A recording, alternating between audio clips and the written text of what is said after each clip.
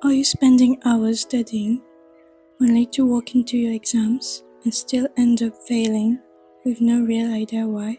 And while spending more time studying and trying different techniques is absolutely a valuable thing, what if I told you after being a straight A student my entire life, it might be as simple as a few basic mistakes that you're making causing the problem? I'm not talking about studying 12 hours a day or being naturally gifted.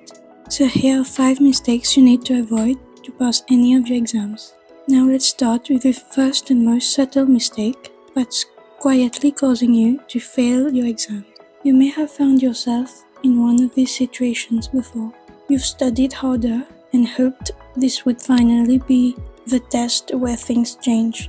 For most students, what happens next feels quite familiar. You get the grade back and it's lower than before. Or you look around and realize you got the lowest score out of all of your friends. And suddenly you just want to hide your sheet under your desk. Or you see that one relative who seems to succeed effortlessly and they receive praise all the time. But it's never been that easy for you. So you come to a conclusion. This isn't for me. I'm not like them. And you accept it. You make it your identity. Just one of those students with bad grades who can never get it together. But here's the reality. Good grades have very little to do with how intelligent you are. Sure, some people probably have it easier, but most of it comes down to hard work, discipline, and strategy. And that's showing up when you don't even feel like it. And the rest is using the right techniques so that you can work faster and smarter. But if you condemn yourself from the start, you'll never give yourself a chance to win. So that's mistake number 1, believing you're not smart enough to get good grades. And that's the first mistake you've got to avoid if you ever want to get there. Now, next, let's talk about a mistake that doesn't come from laziness. It actually comes from trying to protect yourself, but it slowly ruins all your progress over time. Because getting good grades isn't just about working hard, right? It's about understanding what's going on. We want to feel like we're keeping up, like we're not the only one in class who doesn't get it, right? Everything seems to start off perfectly at the beginning of the semester. New stationery, new classes, a fresh start. But at some point you find yourself lagging behind. The teacher is explaining something on the board and you seem to be the only one who doesn't get it. At least that's what you think.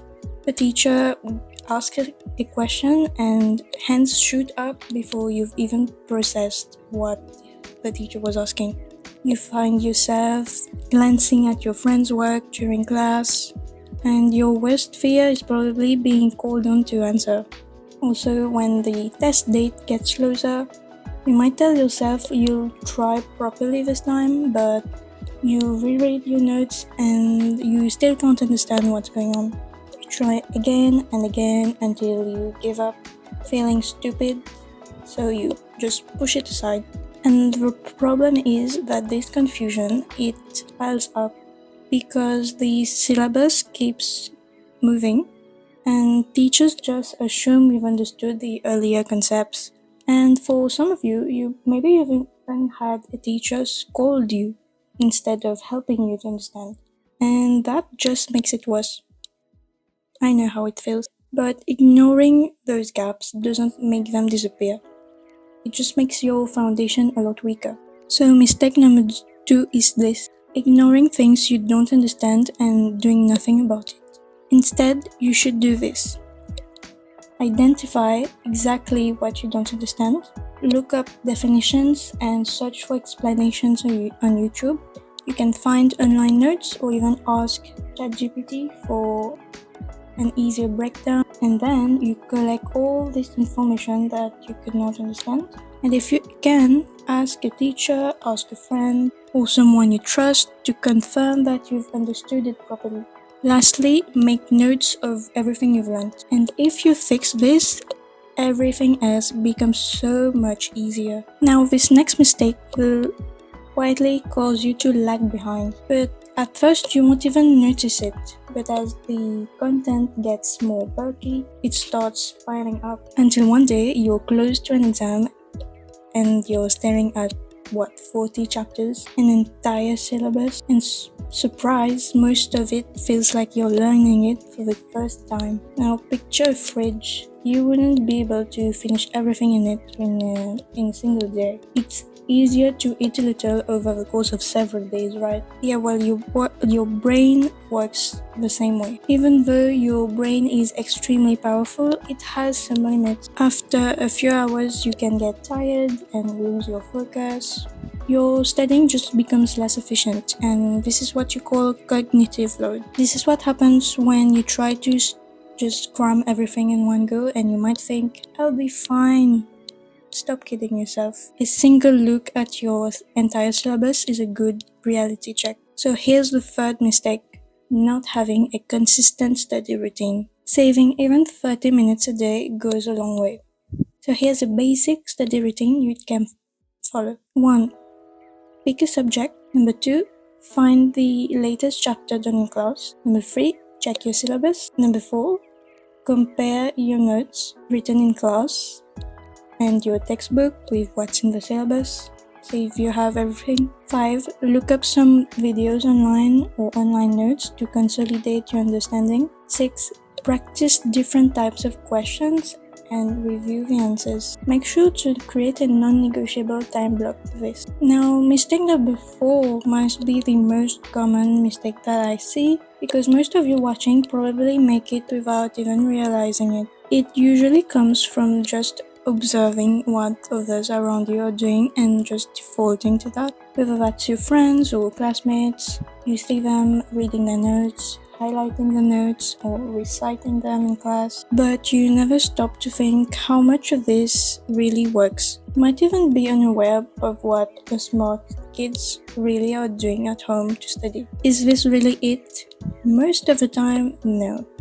The methods I've just described are too passive for you to get good results. You have to train your brain like a muscle, and this process is active.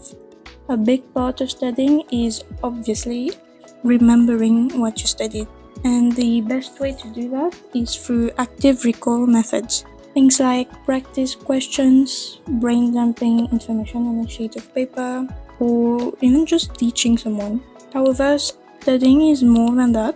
It also includes understanding your topic and identifying exactly what to study. So here's the mistake: not having a clear method to study. More detail in this video right here. Now we're swiftly moving towards the mistake that feels like an absolute chore. But first, let's be honest about the reaction most of you have. You're already done with the test. It flopped. Why on earth would you ever lay eyes on it again and be reminded of that tragedy? I get it. But unfortunately, this mistake can cost you a lot, because this step gives you incredibly valuable insight on how to improve and make a real academic comeback.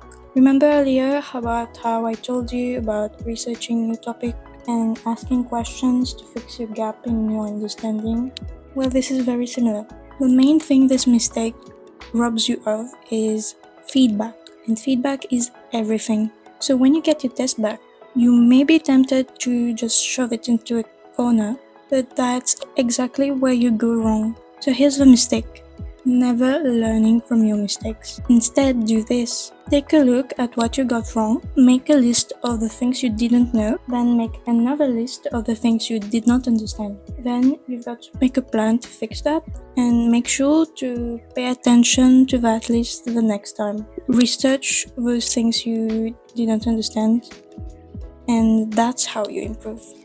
But what if your time spent studying isn't actually working, and you just don't remember anything? You can watch this video next, where I break down the exact process I use to memorize effectively